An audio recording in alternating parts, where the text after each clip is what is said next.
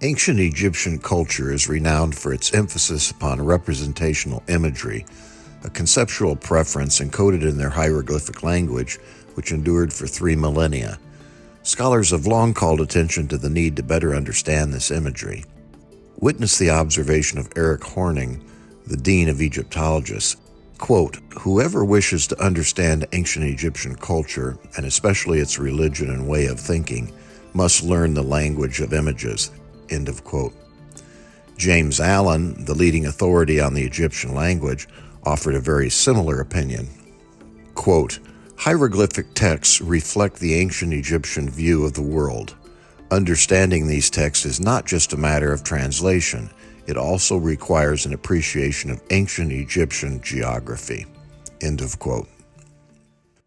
Stellar imagery is commonplace in early Egyptian religious iconography attending royal and funerary rituals. Unis's pyramid famously was decorated with 5-pointed stars during the 5th dynasty, circa 2350 BCE. In order to gain additional insight into the pictographic origins of the hieroglyphic script itself, not to mention valuable clues with regards to deciphering the astronomical references in the voluminous pyramid and coffin texts, it is instructed to examine the stellar images employed by Egyptian scribes. We begin with the 5-pointed star. In the Egyptian hieroglyphic script, 5-pointed star, N14, serves as a conventional ideogram or determinative denoting star. Of untold antiquity, a 5-pointed star appears already on the proto-dynastic Davis comb, circa 3000 BCE. 5-pointed stars are also depicted in early dynastic domain names from roughly 2800 BCE. So too, 5-pointed stars adorn the sacred bark of Sahura, circa 2400 BCE. Early coffin lids display the stars in living color. Granted that the 5-pointed star was a form favored most by the ancient Egyptian scribes, how are we to understand its unique structure? Remarkably, leading Egyptologists have speculated the image in question was not inspired by stellar objects at all, but by marine wildlife, namely a starfish. Maria Betro defended this hypothesis in her authoritative book on Egyptian hieroglyphs. Quote, "It would seem that the iconographical model for this hieroglyph was a starfish, which was plentiful in the Red Sea. This is not surprising. The Egyptians conceived of the celestial world as an aquatic world. From its deep liquid night, the stars shone, perhaps like red starfish." End of quote. Other Egyptologists have endorsed this hypothesis, this despite the fact that Betro's conjecture represents little more than a wild guess. Rather than speculate in this manner, we would suggest that a more sensible approach would be to ask whether comparable images were depicted elsewhere, ideally in a culture far removed in time and space from ancient Egypt. The fact that virtually identical 5-pointed stars are to be found in pre-Columbian Mesoamerican artworks from very early on points to the probability that some unique celestial apparition or constellation served as a reference point for this iconography. 5-pointed stars were especially common at Teotihuacan, for example. Analogous images are to be found in burial sites in Moundville, Etowah, and Spiro elsewhere in North America.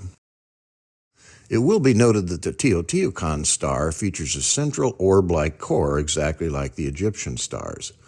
To be more precise, the 5-pointed star has a dark or red core. Indeed, wherever stars are depicted in color in Aztec or Maya artworks or codices, they typically have a red core. Now, it can hardly be a coincidence that the 5-pointed stars on the Egyptian coffin lid depicted above also have a red core, an iconographical motif that would persist for 2 millennia. Compare the 5-pointed stars depicted in the temple at Dendera. If nothing else, this convergence in imagery supports the conclusion that such iconography is representational in nature and developed in direct response to a specific celestial referent. This in itself is an important finding, hitherto unnoticed. The question is, what celestial object could have inspired such imagery? In the present skies, there are only a handful of celestial bodies that might be described as red: Mars, Antares, Arcturus, and Betelgeuse especially. Is it possible that one of these stars formed the natural referent of the Egyptian and Mesoamerican star signs? Already in early dynastic times, circa 2800 BCE, Egyptian scribes identified their leading god Horus with a five-pointed star in the sky. An early king, for example, speaks of Horus, star of the corporation. Although these early inscriptions do not provide sufficient information to securely pinpoint the stellar referent in question, it is notable that Egyptian astronomical texts from the New Kingdom, circa 1500 BCE, identify Horus with the planet Mars. Equally relevant is the fact that an association between Horus and Antares, Arcturus, or Betelgeuse is nowhere to be found. That it was the planet Mars that embodied Horus and not one of these other distant or less conspicuous red stars is supported by the fact that Egyptian skywatchers described the Horus stars as, quote, traveling backwards, end of quote.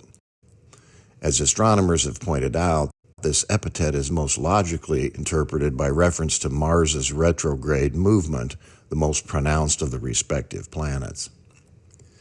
Other epithets can also help to determine Horus's celestial twin. The Horus star is elsewhere identified as the morning star. This idea is evident in the following passage from the Pyramid text, quote, O morning star, Horus of the netherworld, divine falcon, green bird whom the sky bore, end of quote. In the passage in question, the expressions morning star and Horus of the netherworld are placed in apposition and thus almost certainly describe the same celestial body. The fact that the Egyptian word duat, translated netherworld here, is denoted by a five-pointed star set within a circle suggests that the star in question represents Horus in the form of the morning star. This etymological relationship between the word dua, translated morning as in morning star above, and duat points to the same conclusion, needless to say. If Mars was indeed the original stellar referent for Horus, the epithet morning star would appear incongruous at first sight.